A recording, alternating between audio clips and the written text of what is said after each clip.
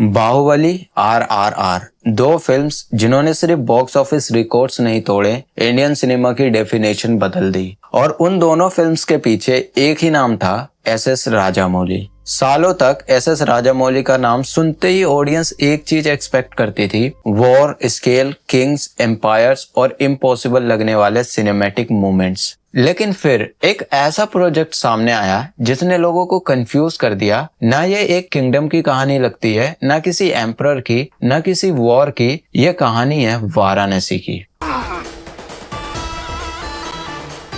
और तब एक नया सवाल पैदा होता है, आखिर राजामौली को वाराणसी में ऐसा क्या दिखा जो बाकी लोग नहीं देख पा रहे हैं? क्या यह सिर्फ एक और फिल्म है या इंडियन सिनेमा को ग्लोबली ले जाने का एक फॉर्मूला?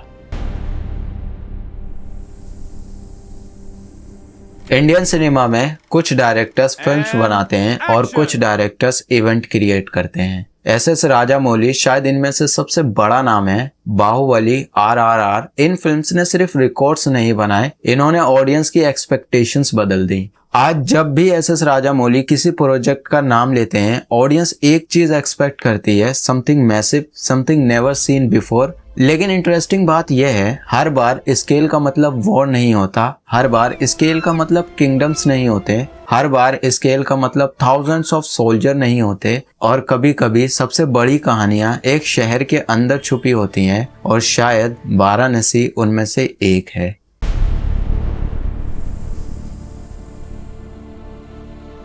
वाराणसी एक शहर या एक मिस्ट्री, दुनिया के सबसे पुराने कॉन्टिन्यूसली इनहेबिटेड सिटीज में से एक ऐसी जगह जहां हिस्ट्री और माइथोलॉजी एक दूसरे से अलग नहीं किए जा सकते, जहां हर साल लाखों लोग जाते हैं, कुछ दर्शन के लिए, कुछ शांति के लिए और कुछ मौत को समझने के लिए। क्योंकि वाराणसी सिर्फ जीवन का शहर नहीं है, यहाँ लोग मानते हैं कि अगर किसी का अंतिम संस्कार वाराणसी में किया जाए तो उसे मोक्ष मिलता है। सोचिए, एक ऐसा शहर जहाँ रोज हजारों लोग जिंदगी सेलिब्रेट करते हैं और हजारों लोग जिंदगी को अलविदा कहते हैं। और शायद इसी कॉन्ट्राडिक्शन में एक पावरफुल सिनेमैटिक स्टोरी छुपी हुई है जो सिर्फ SS राजामौली ने देखी है।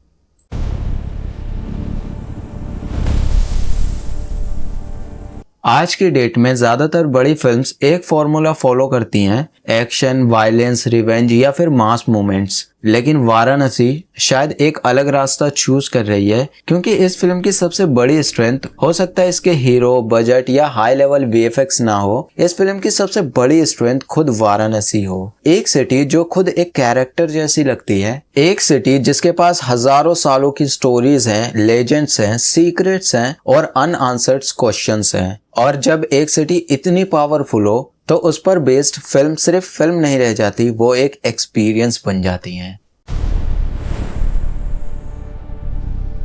इंडियन सिनेमा की हिस्ट्री में कुछ रिकॉर्ड्स सिर्फ बनते नहीं, वो लेजेंड बन जाते हैं। दंगल एक रेसलिंग फिल्म, ना कोई किंगडम, ना कोई सुपर हीरो, ना कोई जायंट VFX बैटल्स, लेकिन फिर भी उसने वो कर दिखाया जो बहुत सी बिगर फिल्म्स नहीं कर पाई। सालों बीत गए, नए रिकॉर्ड्स आए, नई ब्लॉकबस्टर्स आई, बाहुबली, RRR, पुष्पा और कई और जायंट फिल्म्स। लेकिन एक चीज आज भी फैसिनेटिंग है, दंगल का world wide benchmark Indian cinema का सबसे एक्स्ट्राऑर्डिनरी अचीवमेंट्स में से एक माना जाता है। It wasn't just a hit, it became a global phenomena. और उस फिल्म के सक्सेस का सीक्रेट क्या था? Scale? No. VFX? No. Spectacles? No. उस फिल्म के सक्सेस का सीक्रेट था इमोशन, ऑथेंटिसिटी और एक ऐसी स्टोरी जिसने लैंग्वेज बैरियर तोड़ दिया। और शायद यही सबसे इम्पोर्टेंट लेसन है, ऑडियंस हमेशा बड़ी फिल्म चूज नहीं करती, ऑडियंस सबसे मीनिंगफुल एक्सपीरियंस चूज करती है। और इसी जगह वाराणसी और भी इंटरेस्टिंग बन जाती है, क्योंकि अगर यह फिल्म ऑडियंस को इमोशनली कनेक्ट कर पाई, जो कि हाई लेवल चांसेस है कनेक्ट करेगी, और इसका सबसे बड़ा रीजन है SS राजामौली और इस फिल्म का कॉन्सेप्ट वाराणसी, तो हो सकता है वाराणसी ही वो फिल्म हो जो 9 साल बाद दंगल का रिकॉर्ड तोड़े।